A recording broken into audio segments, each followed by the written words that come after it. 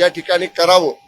इतिहासामध्ये छत्रपती शिवाजी महाराजांची आणि अफजल खानाची जी ऐतिहासिक भेट किल्ले प्रतापगडाच्या पायथ्याशी झाली आणि छत्रपती शिवाजी महाराजांवर वार करण्यासाठी अफजल खानाचा अंगरक्षक सय्यद बंडानी जो हात उचलला, तो उचललेला हात वरच्यावर छाटून छत्रपती शिवाजी महाराजांच्या प्राणांची रक्षा करणारे वीर जिवाजी महाले यांचं त्या ठिकाणी स्मारक असावं अशी अनेक वर्षांची मागणी होती।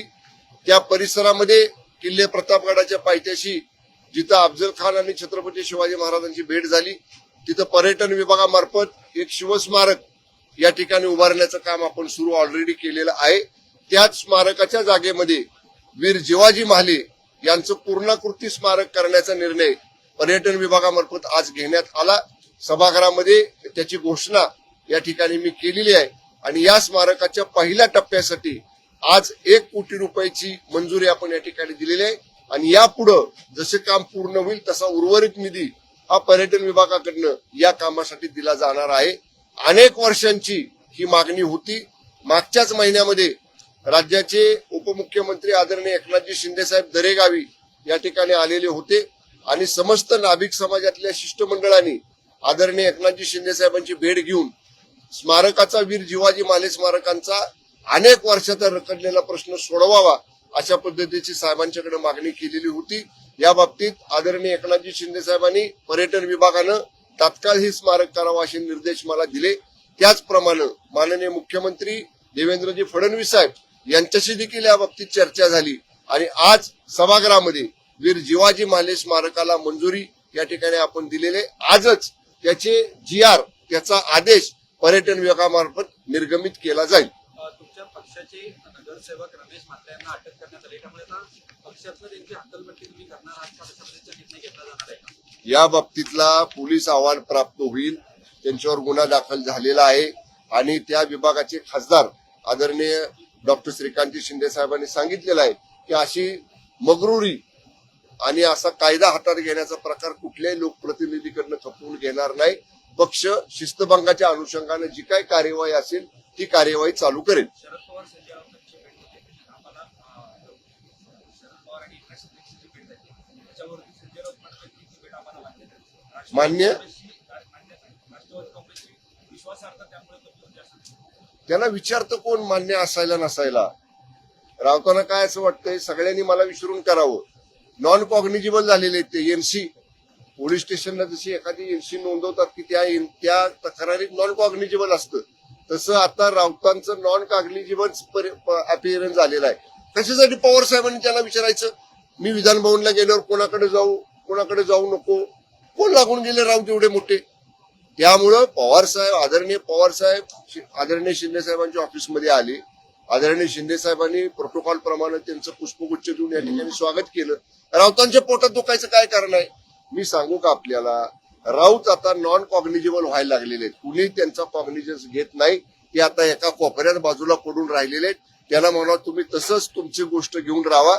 इथून पुढं त्यांना वाटत होतं की मी म्हणजे सर्वस्व, मला सगळे विचारतात, मला विचारून सगळं करतात। राज्याचं राजकारण देशाचं राजकारण माझ्या 9च्या भोंग्यावरनं ठरतं सकाळी। बिलकुल काय नाही, तुम्हाला कुणी विचारत नाही, तुम्हाला अडगळीत टाकलेलं आहे, हेच यावरनं सिद्ध होतं। राऊतांनी सुसंस्कृतपणाबद्दल पण बोललेले आहे।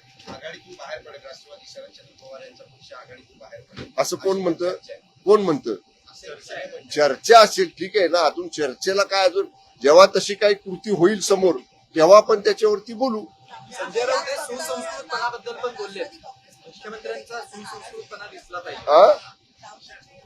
बरोबर आहे। मला सांगा हो, पवार साहेबांचे सरकार राष्ट्रीय नेते, एवढे मोठे नेते, काल महाराष्ट्र कर्नाटक सीमा प्रश्नावरच्या अत्यंत महत्वाच्या बैठकीला आदरणीय पवार साहेब आले होते। आम्ही सगळे मी समन्वय मंत्री आहे महाराष्ट्र कर्नाटक सीमा प्रश्नाचा। माननीय मुख्यमंत्री महोदय, दोन्ही उपमुख्यमंत्री महोदय, पवार साहेब, सर्वपक्षीय आमदार, समन्वयक मंत्री, आम्ही सगळेजण होतो। बैठक झाल्यानंतर पवार साहेब शिंदे साहेबांच्या ऑफिसमध्ये आले। आता त्याच्यानंतर राऊतांनी असं वक्तव्य करायचे का आम्हाला पटलंच नाही, आम्हाला योग्य, तुम्हाला विचारतं कोण तुम्हाला पटलं का नाही पटलं? न विचारताच म्हणायचं आम्हाला पटलं नाही। म्हणून मी म्हणलं राऊत आता नॉन कॉग्निजेबल झालेले आहेत। मुख्यमंत्र्यांनी जे भाषण केलं त्याच्या बाबतीत सुसंस्कृतपणाबद्दल पण राऊत बोललेले आहेत या सकाळी. काय की सुसंस्कृतपणा दिसला पाहिजे. मुख्यमंत्र्यांचा सुसंस्कृतपणा दिसला नाही कालच्या मुख्यमंत्र्यांच्या माननीय मुख्यमंत्र्यांच्या विधानसभेतल्या 293 प्रस्तावावरच्या उत्तरामध्ये असंसदीय कुठलाही शब्द नव्हता. माननीय मुख्यमंत्री महोदयांनी सगळ्या प्रश्नांची समर्पक उत्तरं सभागृहामध्ये दिली. ज्या राजकीय टीका माननीय मुख्यमंत्री महोदयांवरती सभागृहाच्या बाहेर केल्या होत्या त्या टीकेला सुद्धा सभ्य भाषेमध्ये, सौम्य भाषेमध्ये माननीय मुख्यमंत्री महोदयांनी उत्तर दिलेलं आहे. राऊतांना त्यातलं काय असंस्कृत वाटलं, असंसदीय वाटलं मला माहित नाही. राऊत प्रत्येकाच्या बोलण्याकडे स्वतःच्या अँगलनं बघतात. राऊत जसं सकाळी 9ला लाखोळी वाहतात शिव्यांची प्रत्येकाला, तसं तर कुणी शिव्यांची लाखोळी वाहत नाही. म्हणजे राऊत करतात ते संस्कृत सगळं व्यवस्थित आणि इतर बोलतात ते असंस्कृतिक. हे चुकीचे आहे. म्हणून मी म्हणलं ना, परत एकदा तुम्ही लक्षात घ्या, राऊत नॉन कॉग्निजेबल झालेले आहेत.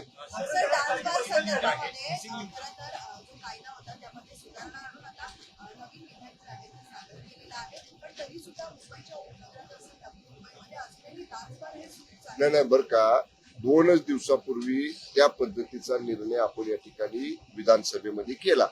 त्याच्यामध्ये काय होतं, लाईव्ह ऑर्केस्ट्रा परफॉर्मन्स, की जे ऑर्केस्ट्रा परफॉर्मन्स गाणे वगैरे गाणं कलाकारांनी याला परवानगीच्या नावाखाली ते डान्स बार चालवले जायचे. ती जी पळवाट काढलेली जायची डान्स बारवाल्यांकडनं त्याला सुद्धा मनाई ह्या नवीन अमेंडमेंटमुळे या ठिकाणी आलेलं आहे. ही अमेंडमेंट एन्फोर्स मध्ये आल्यानंतर तात्काळ त्याची अंमलबजावणी होईल. पण तरी सुद्धा गृह विभागामार्फत योग्य ते आदेश सगळ्या क्षेत्रीय पोलीस अधिकाऱ्यांना माननीय मुख्यमंत्री महोदयांच्याकडनं लवकरच दिले जातील. ओके साहेब बोलतात.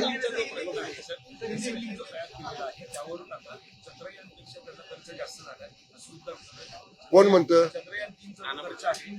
त्यापेक्षा जास्त हा मिसिंग लिंकचा खर्च जवळपास 7,000 कोटी. या खर्चाचं सगळं कॅगचं ऑडिट होत असते, सेंट्रल एजन्सीचं ऑडिट होत असते. हे एवढा मोठा प्रकल्प आता इतर वेळी खालापूर टोल नाक्यापासून लोणावळ्याला पोचायला 40 मिनिटं लागायची, जवळपास पाऊण तास लागायचा. आता आपण 10 मिनिटात पोचतो.